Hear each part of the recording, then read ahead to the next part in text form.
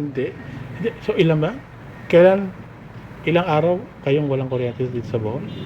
Basta from November 8, walang kuryente na yun. Kasi Kailan kayo bagyo. nagkaroon ng kuryente?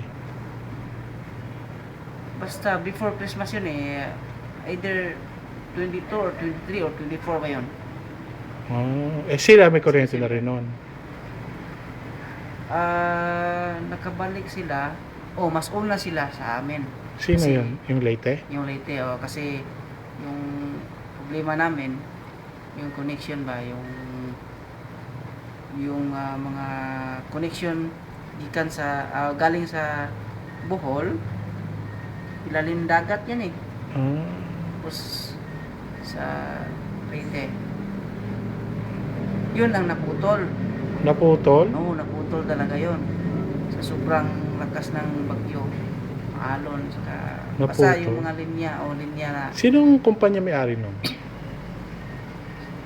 kumpanya. Oo. Kanino? Parang Kami, nagbabayad kami sa Meralco. Kayo, kanino? parang Napukor. National Power Corporation. Oh. Napukor yan eh, sa amin. Sa inyo, sa Manila, Meralco. Pero sa amin, Napukor. So, mahigit 1 buwan kayong walang kuryente, patulad ng...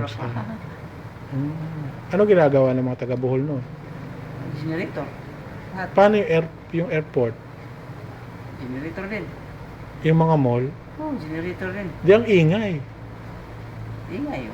Ingay talaga. Paano yung mga turista? Yung time na yun, na Walang turista. meron pero